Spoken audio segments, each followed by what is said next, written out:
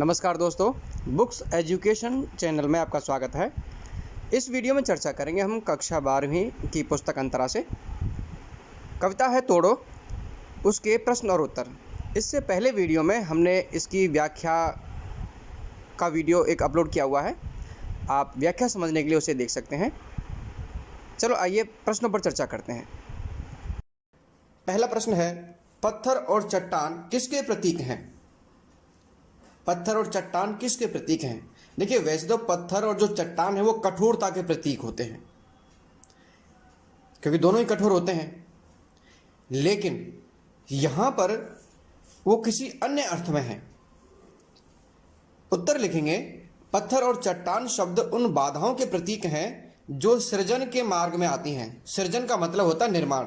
अब चाहे वो कविता का निर्माण हो, कविता का सृजन करना हो, और चाहे वो किसी नई विचारधारा या नई परंपराओं का निर्माण करना हो,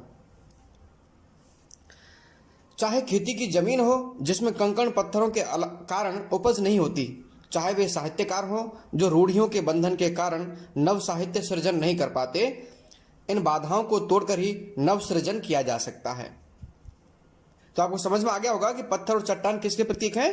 पत्थर और चट्टान शब्द बाधाओं के प्रतीक हैं जो सृजन के मार्ग में आती हैं। प्रश्न नंबर 2, कवि को धरती और मन की भूमि में क्या समानताएं दिखाई देती हैं?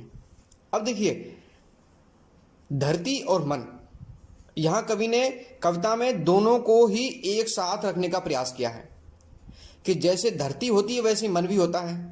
धरती में से फसल उगती है, उसी तरह से मन में भाव उगते हैं। तो दोनों में क्या समानताएं दिखाई देती हैं?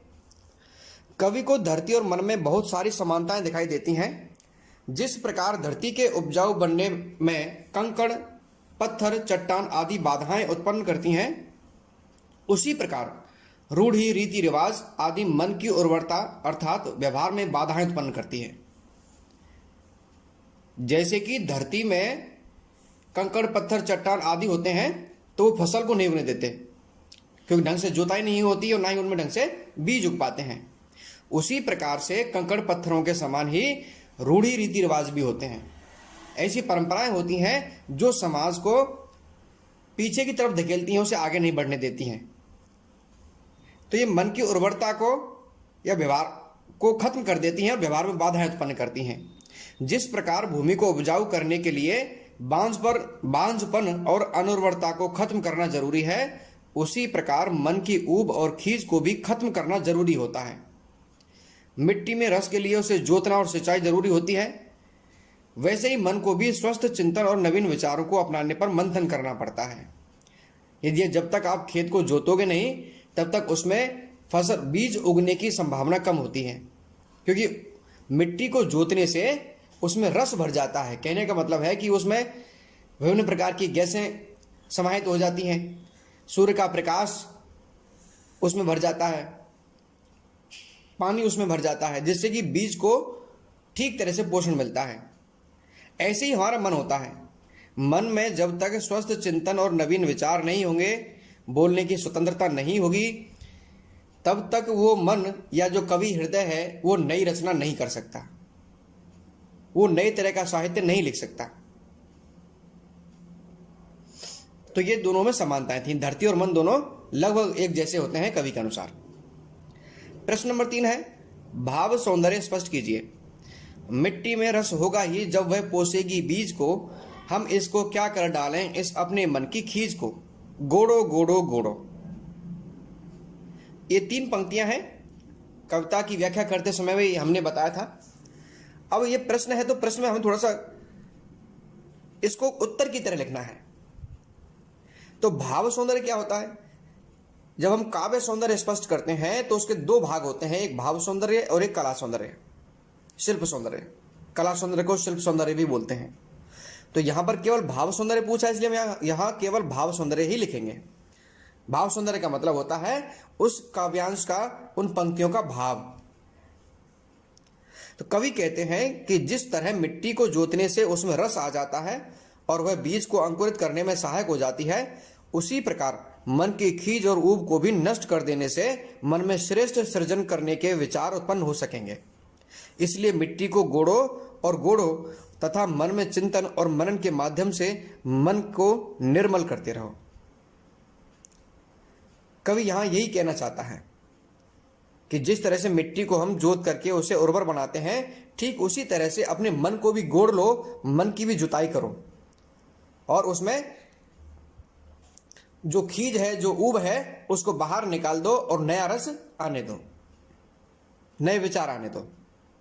प्रश्न नंबर 4, कविता का आरंभ तोड़ो तोड़ो तोड़ो से हुआ है और अंत गोड़ो गोड़ो गोड़ो से हुआ है। विचार कीजिए कि कवि ने ऐसा क्यों किया है, यानी कि कवि ने 3 बार इन शब्दों का प्रयोग किया है, इन पर सर्वाधिक जोर दिया है। तो देखिए, जब हम किसी एक शब्द को बार बार कहते हैं, इसका मतलब है कि हम उस शब्द पर जोर देना चाहते हैं, उस काम को ज्यादा कर देना चाहते हैं। तो कविता के प्रारंभ में जो तोड़ो तोड़ो हुआ है, जो प्रयोग हुआ है, उसके माध्यम से कवि कहना चाहता है कि वो चाहता है कि नव निर्माण करने से पूर्व जो निरर्थक, व्यर्थ और बाधक तत्व हैं उन्हें नष्ट कर दिया जाए। प्रत्येक नव निर्माण से पूर्व पुराने को तोड़ना ही पड़ता है। इसलिए कवि ने कविता के प्रारंभ में तोड़ो तोड़ो तोड़ो शब्दों का प्रयोग किया है। और जब तोड़ने का कार्य पूरा हो जाता है, उसके बाद भूमि को गोड़ा जाता है जिससे कि उसमें नए बीज बोए जा सकें। कवि पुराने निर्माण के स्थान पर नए बीज बोने के लिए मन रूपी भूमि को चिंतन और मनन के माध्यम से मजबूत करना चाहता है, जिससे उसमें से खीज और ऊब खत्म हो सके और नव सृजन हो सके। तो आप प्रश्न का उत्तर समझ गए होंगे कि यहां तोड़ो और गोड़ो इन शब्दों का बार बार प्रयोग क्यों किया है, क्यों इन पर जोर दिया है। प्रश्न नंबर 5, ये झूठे बंधन टूटे तो धरती को हम जाने। यहां पर झूठे बंधनों और धरती को जानने से कवि का क्या अभिप्राय है। तो यहां इन दोनों पंक्तियों के माध्यम से झूठे बंधनों और धरती को जानने से, यानी झूठे बंधनों को तोड़ने से और धरती को जानने से क्या अभिप्राय है। कवि इन पंक्तियों के माध्यम से कहना चाहता है कि धरती कंकड़, पत्थर, चट्टानों आदि से ढकी रहती है, तब तक उसकी उपजाऊ शक्ति को हम नहीं पहचान पाते हैं। इन सब के टूटने से ही पड़ती भूमि खेती की भूमि में बदल जाती है। धरती के असली रूप, उपजाऊपन को हम पहचान पाएंगे।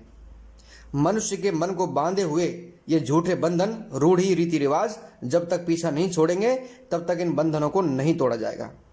तब तक वह स्वतंत्र विचार व्यक्त नहीं कर पाएगा और ना ही वह नव सृजन के लिए तैयार हो पाएगा।